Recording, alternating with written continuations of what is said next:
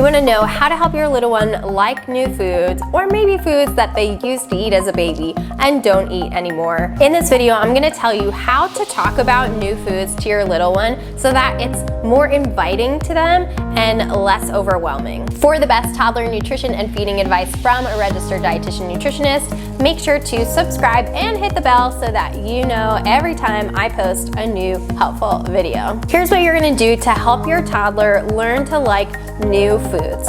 What you're going to do is help make them comfortable by describing the food. If you were in a foreign country, for example, and you sat down to a meal and you saw food that you've never tried before, maybe the smell was like not something you recognized either, you're probably gonna be a little hesitant about putting it in your mouth because you don't know what to expect. The same is true for our toddlers, even if they have tried the food before, because I know we've all been in that position where we say, "You've had this before, I know you like it," but for whatever reason, they don't always log that into their memory as a good food experience. So here's what I don't say.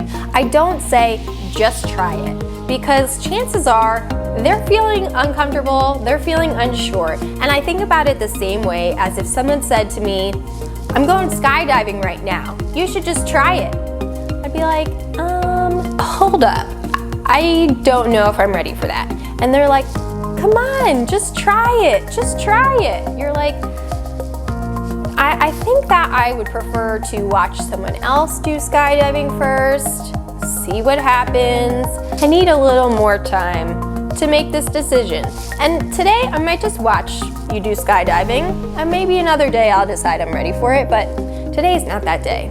So this is kind of what they feel like. And yes, I know trying a new food is not nearly as terrifying as going skydiving in our minds, but for them, it is scary, it is new. If you have a little one who's more cautious or more worried about trying new things in general, not just food, then this really can be something that is hard for them. So here's how you can describe the food. Think about all the different characteristics.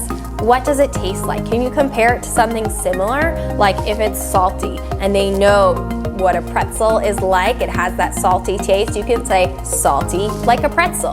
Then we're gonna think about the texture. Is it crunchy like a carrot? So for example, if I gave my kids fresh green beans the other day for the first time in a while, and I said, "This is crunchy like a carrot, it has little tiny peas inside. Let's open it up and count the peas together." So I made it more about exploration rather than just like, "Hey, you need to try this," because we want to take a few steps back, and tasting it comes way after just exploring and learning about the food and getting comfortable, yada yada. Sometimes I'll compare it to dating, and you kind of need to like take time to get to know somebody and build that connection before you're ready to take it to the next level. And the same goes for when a little one is being exposed to new foods. They need to take some time to warm up to it, get to know it a little bit better before they're ready. And unfortunately, this is a slow process. We want those quick wins, and you might be surprised by what they decide to try, but know that it's the long game in mind, and you're setting them up for a lifetime of healthy eating. It's not gonna happen overnight. There's no like quick boot camp way around this.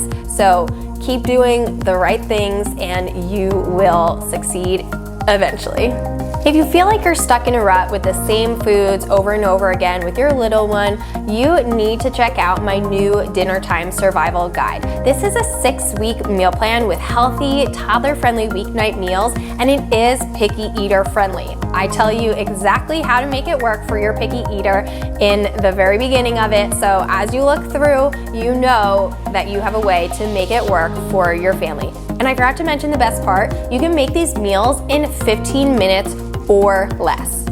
That is a game changer, at least for me in my house. On those crazy busy nights where I either think all I can put together is heating up some chicken nuggets, or we're gonna swing through somewhere, Chick-fil-A, and get some takeout. So I personally rely on these kinds of meals so that I can still feel good about what I'm getting on the table and know that I don't have to spend all kinds of time or energy to make it happen. Was this video helpful today?